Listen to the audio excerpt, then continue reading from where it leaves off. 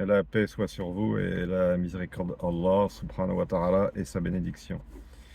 Je vais vous proposer un petit exercice tout bête pour éduquer vos anfus, vos âmes instigatrices du mal, vos égos.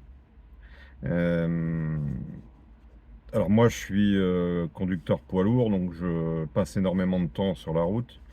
Et c'est frappant de voir à quel point les gens, donc en matière de circulation routière, sont dominés par leurs égos, ici plus qu'ailleurs. Euh, T'es sur une route limitée à 90, mais il fait nuit, il y a pas un chat, pas de bleu à l'horizon, t'as une belle ligne droite, donc tu fais quoi? Tu traces. Parce que ton ego a envie d'aller vite, tu traces. Ça, c'est pour tout, quoi. Il y a un véhicule devant toi qui va pas assez vite à ton goût, il y a une ligne blanche, il y a personne devant, personne derrière, tu as une bonne visibilité, la ligne blanche, tu la zappes, quoi, tu la passes comme si elle n'existait pas. Le téléphone, j'en parle même pas. Moi, le premier, hein, je m'exonère pas de tout ça. Le téléphone au volant, tu reçois un SMS. Tout de suite, ton âme a envie de répondre, tu réponds immédiatement. T'as un truc en tête, un message que tu veux envoyer, tu l'envoies, t'attends pas d'être à l'arrêt, voilà. La route, c'est vraiment la foire à l'ego, quoi. L'ego, il se lâche sur la route, il fait ce qu'il veut. Tu vois en agglomération des voitures à plus de 50. Alors, les poids lourds, j'en parle même pas, je suis conducteur poids lourd. Donc, les ensembles articulés qui sont normalement limités à 80 sur les 4 voies, par exemple, tu les vois allègrement rouler au moins à 90. Donc voilà, sur la route, l'ego, il se lâche complètement. Donc si tu veux éduquer ton ego, moi c'est ce que j'ai commencé à faire depuis quelques jours, en espérant que donc je demande à Allah de m'aider et de me favoriser en ce sens. Donc si on veut éduquer son ego, eh ben, on essaye de s'astreindre tout simplement au code de la route, le plus strictement possible. Tu arrives dans une zone à 30 en agglomération, tu te tiens à la zone 30.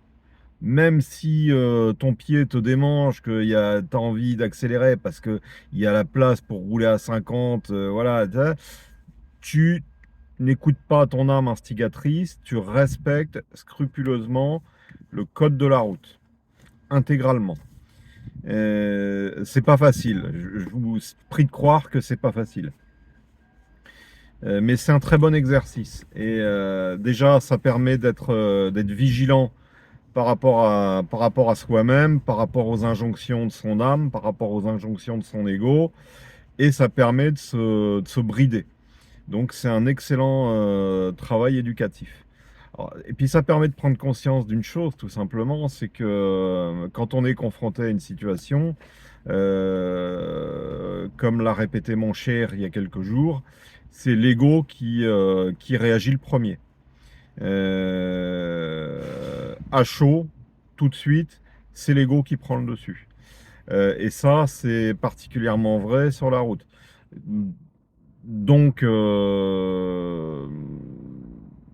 c'est tellement vrai qu'on a été obligé de créer des lois, des codes pour se poser des limites. Sinon, je veux dire, si on était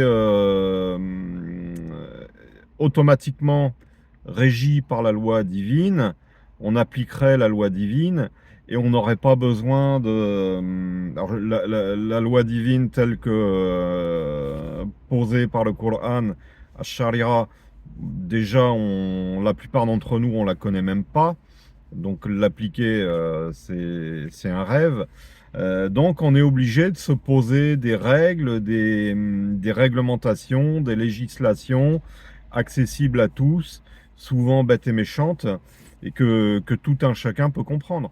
Si on n'était pas à ce point dominé par nos égos et par nos anfous, on ne serait pas obligé de se poser toutes ces réglementations, toutes ces règles, toutes ces lois. Le code de la route, ça n'est jamais qu'une de ces lois. Hein, comme on n'a pas le bon sens nécessaire pour se retenir, pour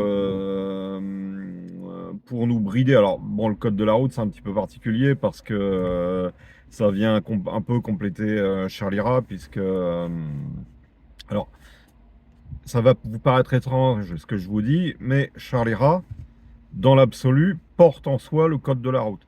Toutes les lois, toutes les réglementations, tout ce qui est de bon sens est contenu dans Ash-Sharira. Et si on applique Ash-Sharira, on se rendra compte, comme par miracle, qu'on applique le code de la route. Mais bon, on en est loin. Enfin voilà, c'était une petite parenthèse. Donc, pour récapituler, donc je disais, si on n'était pas à ce point soumis à nos égos, à nos âmes, à nos anfous, on n'aurait pas besoin de toutes ces législations, de toutes ces réglementations, de toutes ces lois. Et puis, donc non seulement les règles, mais aussi les sanctions possibles, quoi. Parce que l'homme, comme l'a dit également mon cher il n'y a pas longtemps, c'est comme un âne. Il marche avec le bâton et la carotte. Et puis la cravache. Voilà. Donc, eh bien, essayons tous ensemble, Inch'Allah. Moi, le premier, donc j'ai commencé.